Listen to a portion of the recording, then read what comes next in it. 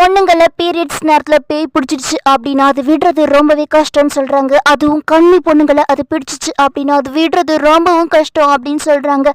இங்க பாத்தீங்க அப்படின்னா 200 வருஷம் பழமையான ஒரு பள்ளியில பசங்க எல்லாரும் படிச்சுக்கிட்டு இருக்காங்க. அந்த பள்ளியில கிட்டத்தட்ட ஒரு 70 வருஷத்துக்கு மேலவே கொலைகள் அதிகப்படியே நடந்துகிட்டு இருக்கு. அதுவும் அந்த பள்ளியில சாகுற எல்லா பெண்களுமே பீரியட்ஸ் நேரத்துல தான் சாகுறாங்க.